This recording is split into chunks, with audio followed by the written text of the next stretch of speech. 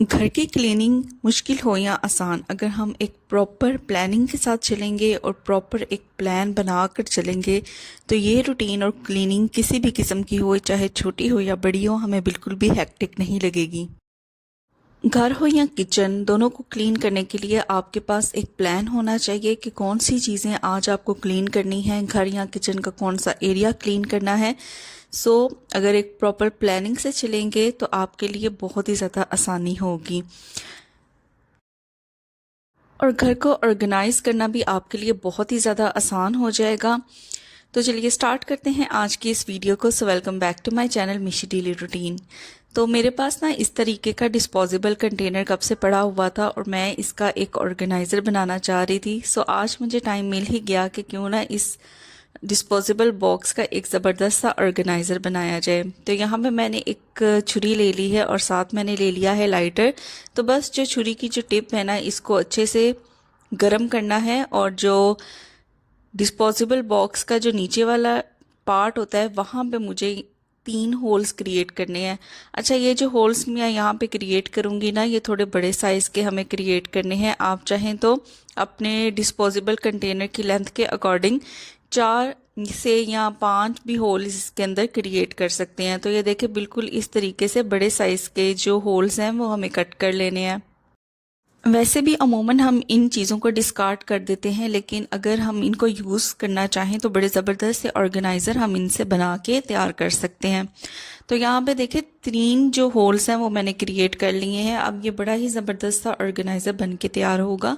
तो holes create करते हुए यहाँ पे मैंने बड़े साइज़ ही रखा है, बड़े साइज़ के होल्स को मैंने यहाँ पे क्रिएट किया है। अब जो कंटेनर का लिड है ना, वो मैं इसकी बेस के साथ अटैच करूंगी। तो बिल्कुल ऐसे ही हो जाएगा जिस तरह एक फ्लैप होता है, तो फ्लैप की तरह ये ओपन होगा। तो एक साइड से ना मैं इसको यहाँ से जॉइन कर दूंगी। तो इसके लिए मैंने यहाँ पे सेलो टेप ले ली है या स्कॉच टेप ले ली है। तो इसका यूज़ करके मैं अच्छे तरीके से लिड को एक साइड से जो कंटेनर है उसके साथ अटैच कर दूंगी। तो यहाँ पे टेप की ना मैंने डबल लेयर लगा दी है ताकि अच्छे तरीके से जो लिड है ना वो कंटेनर के साथ अटैच रहे और जब हम इसको ओपन करें तो बिल्कुल भी इससे ये गिरे ना, बिल्कुल स्टिक करे। तो ये देखिए इस तरीके का ये फ्लैप बन के तैयार हो गया है। अब जो कंटेनर की बेस है यहाँ पे हमें अटैच कर देनी है डबल साइडेड टेप। तो थोड़ी सी यहाँ पे मैंने डबल साइडेड टेप ले ली है और इसकी बेस के ऊपर ये डबल साइडेड टेप मैंने अटैच कर दिया है। तो इसका यूज़ मैं कहाँ करने लगी हूँ, देखे मैं इसका यूज़ करूँगी वॉशरूम के अंदर। तो वॉशरूम के अंदर मिरर के साथ ये जो वॉल है ना, ये मैंने सिलेक्ट कर ली है। अब इस कंटेनर को मैं इस वॉल के साथ अटैच करूँगी। तो जो डबल साइडेड टेप है उसका जो स्टिकर है वो मैं रिमूव कर दूंगी और अच्छे तरीके से इस कंटेनर को जो दीवार है या वॉल है उसके साथ अटैच करना है।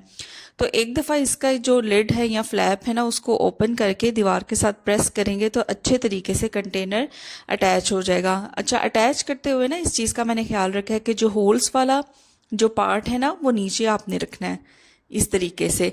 अब आपके घर में देखें जितने भी टूथब्रश है ना वो आप इसके अंदर अच्छे तरीके से अरेंज कर सकते हैं और ये जो फ्लैप है ये भी बंद हो जाएगा। तो डर्ट वगैरह का और डस्ट वगैरह का कोई भी खतरा नहीं होगा। आपके जो टूथब्रश है ना वो अच्छे से ऑर्गेनाइज भी हो जाएंगे और किसी भी किस्म की जो डस्ट है ना वो भी इनके ऊपर नहीं पड़ेगी और ये फ्लैप देके बिल्कुल इसके ऊपर अच्छे तरीके से अटैच हो जाएगा।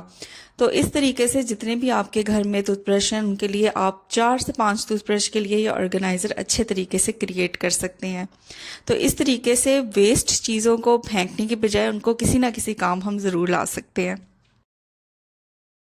हम सबके घरों में वुडन फर्नीचर तो मौजूद होता है, चाहे वो कबर्ड्स हों, चाहे वो ड्रेसिंग टेबल हो, डाइनिंग टेबल हो, किसी ना किसी फॉर्म में जो वुडन फर्नीचर है वो हमारे घर में अवेलेबल होता ही है। बेड है, चेयर्स हैं, लेकिन वुड के ऊपर जब भी किसी किस्म का दाग लगता है तो उसको रिमूव करना ना थोड़ा मुश्किल हो जाता है। तो यहाँ पे मैं आपको एक सोल्यूशन बनाना सिखाऊंगी जिससे आप वुडन फर्नीचर के ऊपर चाहे कबर्ड है, ड्रेसिंग है, बेड है, डाइनिंग टेबल है, उससे आप दागों को अच्छे तरीके से रिमूव कर सकते हैं अगर वुड के ऊपर किसी किस्म का। और ख़ास तौर पे डाइनिंग टेबल जहाँ पे हम खाना बैठ के खाते हैं वहाँ पे अक्सर ऑयल या ग्रीस के निशान लग जाते हैं, तो उसको भी ये बड़े अच्छे तरीके से रिमूव कर देगा। तो 1 कैप के करीब यहाँ पे मैंने ले लिया है वाइट विनीगर। आप एप्पल साइडर विनीगर का भी यूज़ कर सकते हैं। और सेकंड इसके अंदर ना जो चीज़ मैं ऐड करूँगी वो है ऑयल। तो यहाँ पे मैं सरसों का ऑयल यूज़ कर रही हूँ, इसकी चंद बूंदे मैं इसके अंदर ऐड करूँगी। अगर आपके पास ऑलिव ऑयल है तो आप ऑलिव ऑयल का भी यूज़ कर सकते हैं। तो ये देखिए चंद बूंदें यहाँ पे मैंने सरसों के ऑयल की ऐड कर दी हैं। अच्छा, आप जितने फर्नीचर के लिए आप बनाना चाहते हैं आप इसकी क्वांटिटी को एडजस्ट कर सकते हैं। तो यहाँ पे मैंने सैंपल के तौर पे थोड़ा सा बना के आपके साथ ये शेयर किया है। अब बिल्कुल थोड़ा सा इसके अंदर मैं पानी ऐड करूंगी, जस्ट 1 to 2 टेबल स्पून के करीब पानी ऐड कर देना है। तो ये हमारा मैजिकल जो सोल्यूशन है वो बन के तैयार हो जाएगा। अब सिंपल जो भी डस्टिंग के लिए आप कपड़ा यूज़ करते हैं या टॉवल यूज़ करते हैं उसको थोड़ा थोड़ा सा इस सोल्यूशन के अंदर डिप करना है, और जितना भी फर्नीचर है जैसे डाइनिंग टेबल है, ड्रेसिंग है, बेड की साइड्स हैं, आप कबर्ड को भी इससे साफ़ कर सकते हैं। उसके ऊपर जो भी ग्रीस या डर्ट वगैरह के निशान होंगे या दाग धब्बे होंगे वो बड़े अच्छे तरीके से इस सोल्यूशन से रिमूव हो जाएंगे।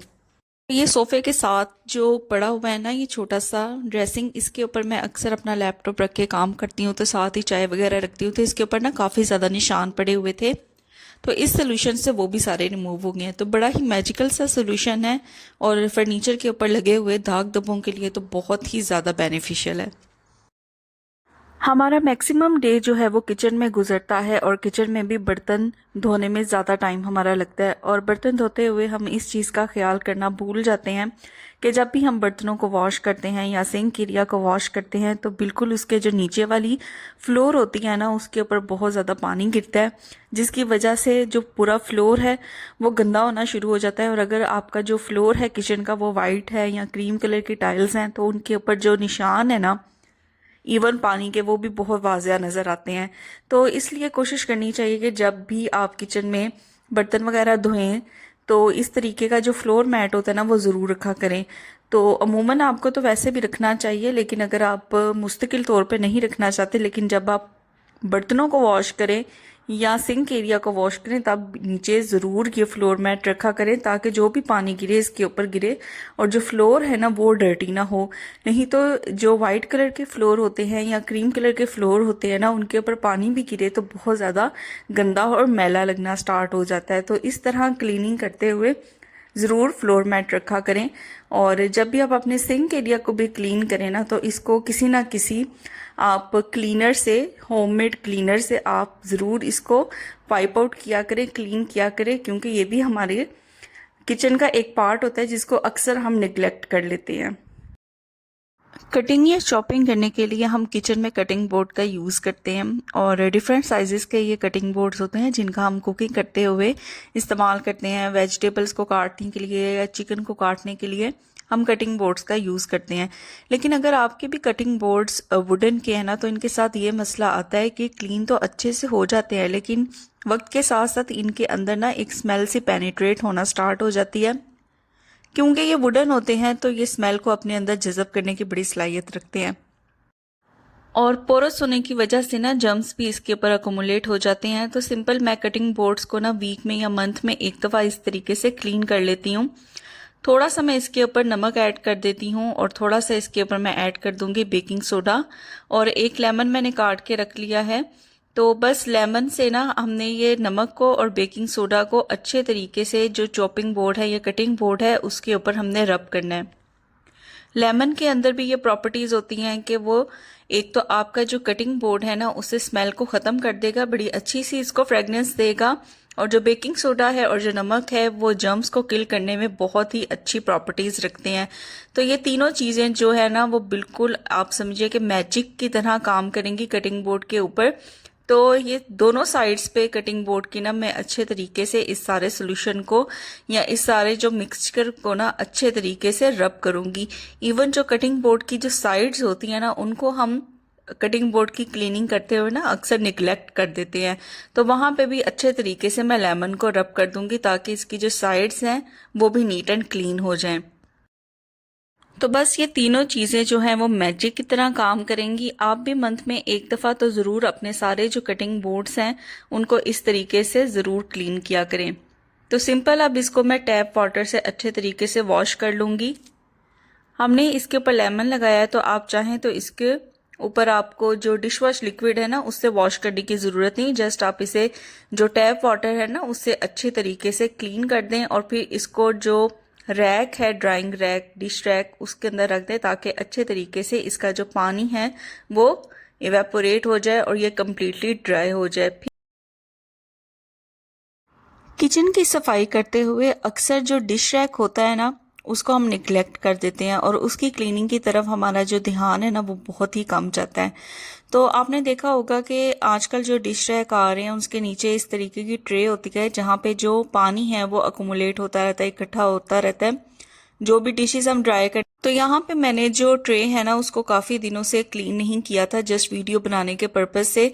तो जो पीछे डिश रैक के चीज़ें हैं ना उनको मैं उठा देती हूँ और उठाने के बाद मैं आपको इसकी कंडीशन दिखाऊंगी कि अगर हम एक वीक इसको निगलेक्ट करते हैं तो जो डिश रैक होता है उसकी और उसके जो नीचे ट्रे होती है ना उसकी क्या कंडीशन हो जाती है।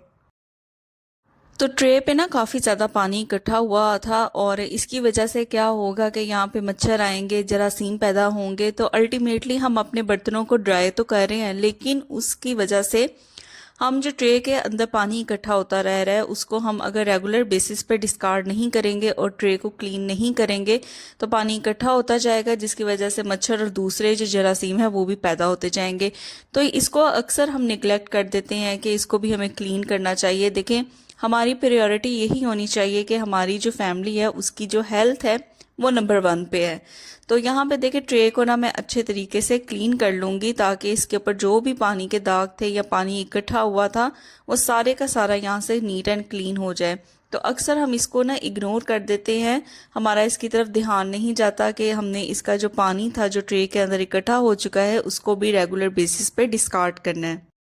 इसी तरीके से जो डिश रैक है ना उसको भी अच्छे तरीके से क्लीन कर लूँगी और यहाँ पे क्लीन करने के लिए मैंने कोई स्पेसिफिक सोल्यूशन यूज़ नहीं किया, जस्ट जो डिश वॉश लिक्विड होता है उसी से इसको क्लीन करेंगे तो सारी इसके ऊपर जो भी डर्ट वगैरह होगी या पानी के दाग वगैरह होंगे वो इजीली रिमूव हो जाएंगे। तो यहाँ पे इसको सिंक के ऊपर रख के पानी डाल के इसको अच्छे तरीके से ना मैं क्लीन कर लूँगी और दोनों चीज़ों को यानी जो रैक है उसको भी और जो ट्रे है उसको भी ड्राई होने के लिए छोड़ देंगे।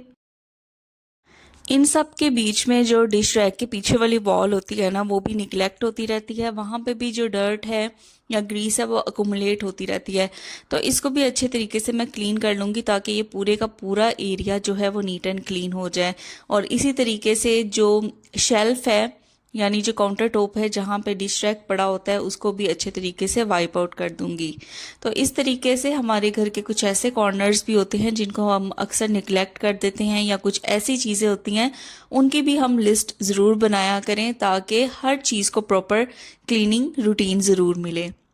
तो ये थी मेरी आज की वीडियो, उम्मीद करती हूँ आपको ये वीडियो पसंद आई होगी। वीडियो पसंद आई है तो इसको लाइक शेयर कमेंट जरूर करें, चैनल पे नए हैं तो चैनल को जरूर सब्सक्राइब करें। मिलूंगी आपसे नेक्स्ट वीडियो में, till then take care, bye bye.